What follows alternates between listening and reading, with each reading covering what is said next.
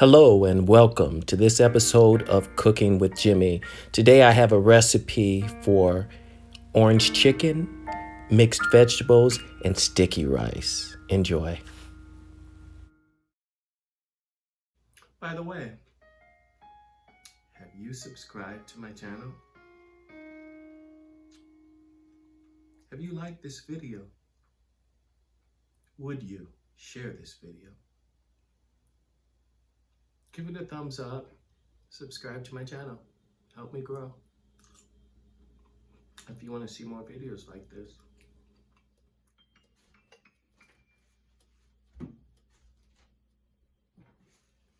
Okay, so I have my rice and I've washed it, rinsed it 6 times, and I've let it soak for about 20 minutes. And the key to it is wash, wash, wash. So now I'm going to saute it. And I'm going to evenly coat my saucepan, my nonstick saucepan. I've strained it very well to make sure that I get rid of any of the residual moisture from it because I don't want this grease to flare up. And I'm just going to place it in my saucepan. And I like to make plenty of this because this reheats really well. So I like to make it al dente and then go back to it later. And so what I'm looking for is, if you've watched my previous videos, I'm looking for a translucent lack of opaqueness to my rice.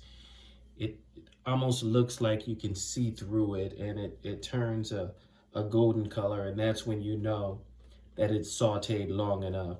And so this usually takes about 20 minutes to cook it through. So I'll see you back in 20 minutes. Okay, so I think my rice is, I know my rice is ready. It's sauteed enough. You see how it's somewhat translucent and it's taken on a different color. And this is what I want. So it's been about 20 minutes. So as some of my friends have accused me of being a lazy cook, in keeping with that, I'm going to be a lazy cook. And I'm going to put this in a crock pot. I'm going to let this simmer overnight in my crock pot. I'm just going to take it, put it in my crock pot. That's how the Asians do it. Many of the Asian restaurants do it. They have a steamer and they just let their rice go overnight. I just want to immerse my rice in this stock because I just want it right at the level of the actual rice. Yeah, this is perfect. I'm just going to cover this. I'm going to place it on my crock pot. I have my crock pot on warm, and this is going to simmer overnight.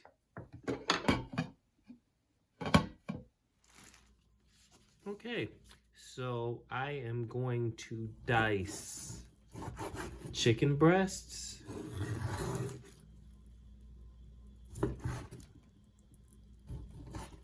And I have a few pieces, and I like to use just different pieces of chicken.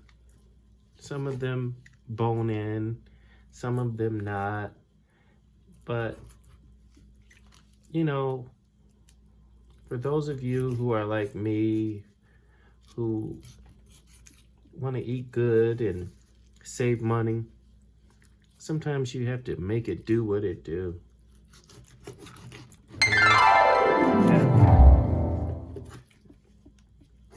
Chicken breasts can be, boneless ones can be a little bit more expensive. So you just, you know, when you find something on sale, you just go ahead and grab it. And that's exactly what I did. I found some chicken breasts on sale. Some of them had bone in, some of them didn't. And I'm just gonna make it do what it do. And I'm not afraid to put these in a warmer and let them cook out a little bit. You see, these are a little bit done, just a little bit done. And I like to do that a little bit sometimes because it allows me to cook the chicken, particularly the breasts that are really, really lean, without cooking out all that juice. I don't want to get rid of the juice. So sometimes I'll just go ahead and just put it in a Dutch oven and let it thaw that way. As long as it's above or below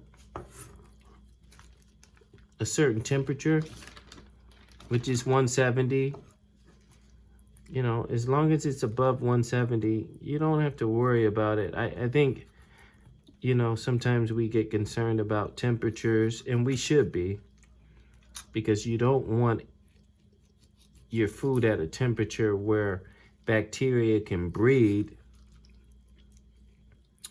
But I think the myth is that you have to, when you're thawing your meat, that you have to have it at a cool temperature, like a cold water, you know, and that's not necessarily the case. As long as it's above the temperature that bacteria can breed, or below the temperature that bacteria can breed, you're good. If it's above 170, you're good, which is what I did in this case. I put it in a Dutch oven, preheated the Dutch oven in some water, and at 250, let it heat up. Took that frozen chicken and put it in there. Turned it off and just let it simmer in there until it thawed completely. So it's economical. You know, we have some thighs in here, and I'm just getting rid of this bone. And what I'll do is I'll just use this later as a stock. Boil it down and get the stock out of it. So we have our pieces of meat, and we're just gonna take these pieces of meat and we're gonna put them in the freezer. And so we have these wonderful pieces, and we wanna make sure we have even pieces. See, this one is a little bit bigger than I want it to be. So I'm just gonna cut this down just a little bit, because we want the pieces to be cooked evenly. I love the skin. I don't know about you, but I like you know, the crispy skin, and you know, which is why I like to use a few chicken thighs in there, just because I like to have a little bit of skin in there. I'm just gonna use seasoning salt. Nothing fancy. Make sure I disinfect this afterwards, because I've been handling poultry, so.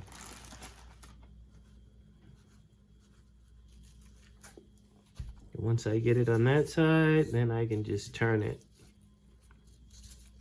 We don't eat just one side.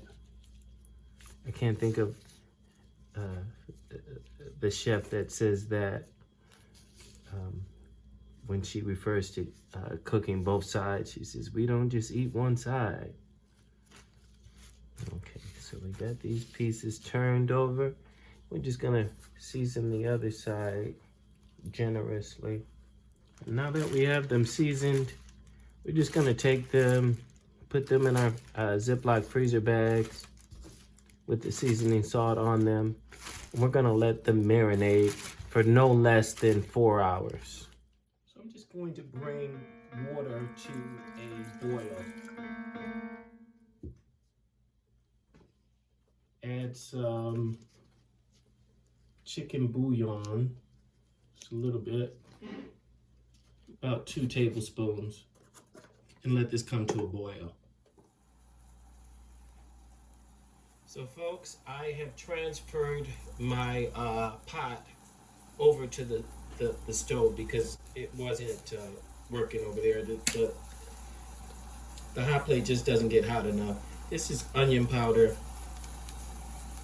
and I'm just gonna add a little bit of that to it. And I have orange juice.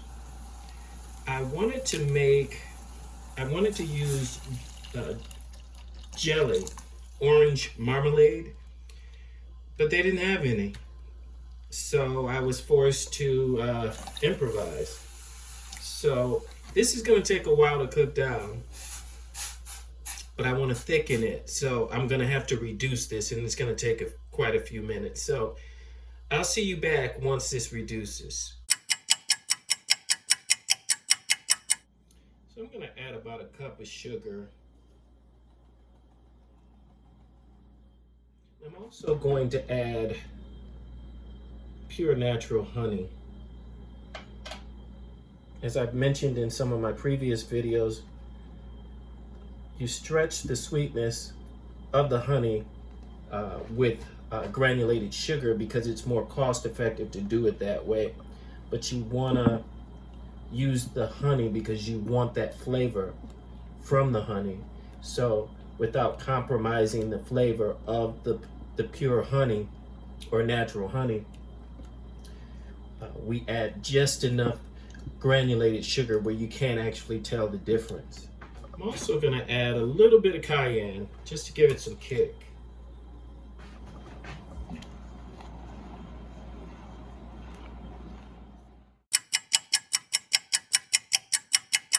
So I have a little allspice. I'm just gonna add that to it. About a teaspoon.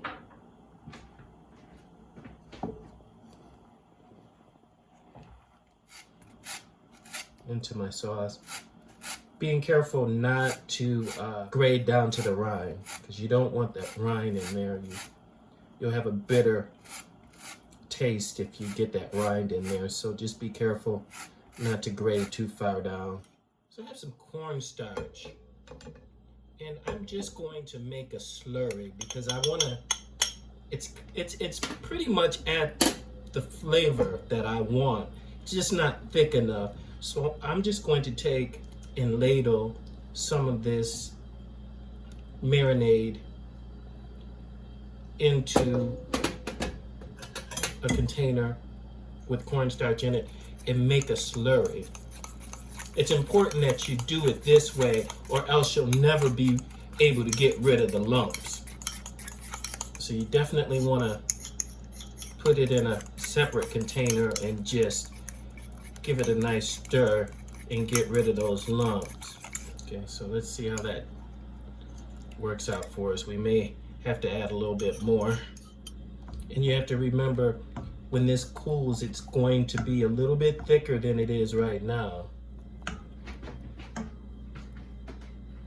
So a little bit of orange juice in there just to thin it just a little bit.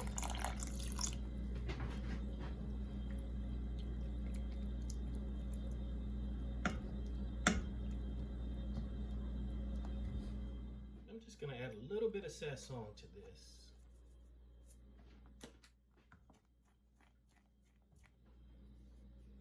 And I'm going to add a little bit of MSG, about a teaspoon,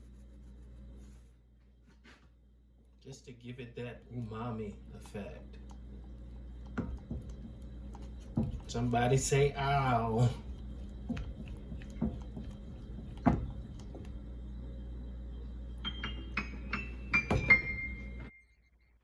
Okay, so I'm going to add cornstarch to my mixture.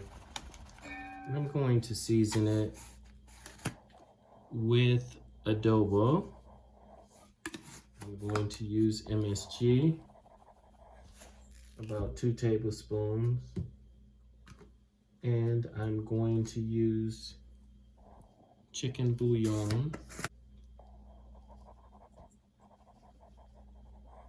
about 3 tablespoons. And so what I'm going to do is crack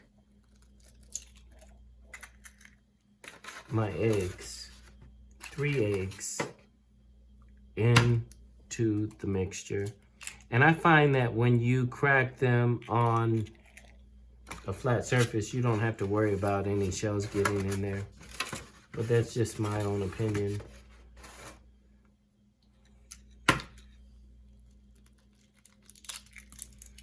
You should never crack them on like an edge of anything. But some people do, and it works out for them. But you're trying your luck when you do it, I'll tell you that.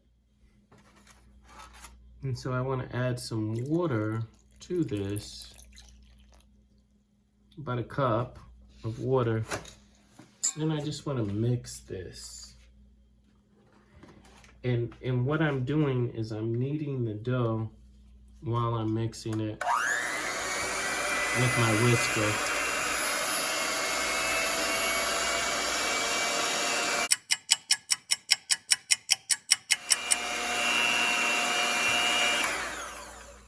I think it needs about a cup of flour.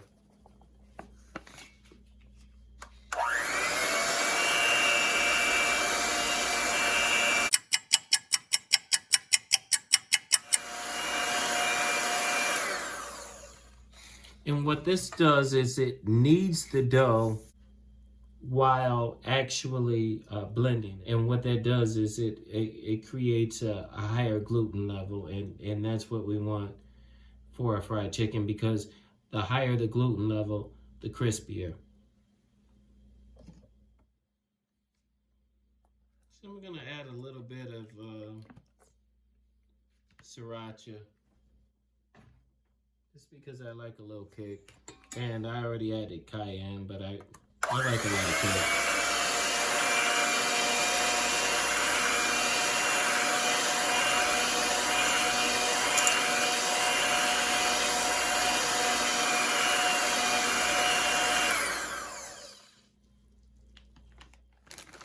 I have my frozen mixed vegetables. I'm just gonna let them cook slowly. I don't like my mixed vegetables cooked really hard. You know, I like them a little crunchy. So what I'm going to do is, because my carrots obviously cook a little bit longer than my broccoli, I'm just gonna season them with a little adobo. I have some Montreal seasoning, and I'm just gonna put that on there as well. I'm gonna put some seasoning salt on there. And I'm going to wait to add the butter. I'm not gonna add the butter right away, because what I find is that there's a lot of water in this that needs to evaporate. And so I'm going to allow that to evaporate just to some extent before I add the butter to it. So I'm just gonna cover it with aluminum foil and place it in a 170-degree oven. I'm not going to add my broccoli yet, because my broccoli doesn't take as long to cook. So you want to add your ingredients at different stages. So I think I'm just gonna put my broccoli back in the refrigerator, and I'm just gonna let this simmer. You see I'm shaking it. I'm just going to let these seasonings just marinate in there and get a nice softness to my carrots before I add my broccoli, because my broccoli isn't gonna take long at all.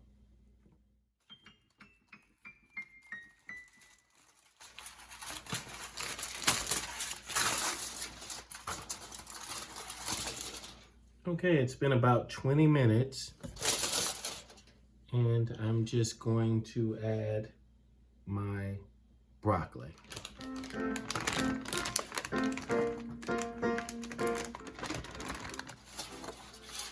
I'm just gonna give it a shake.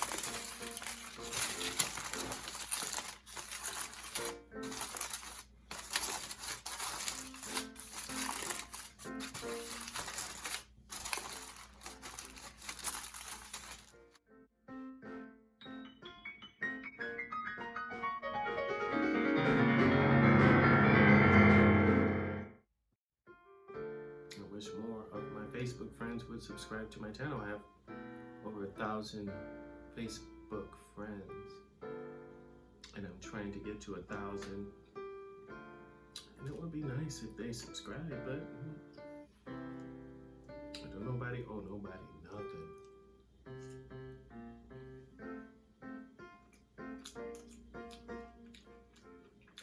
I know they eat, but they may not cook.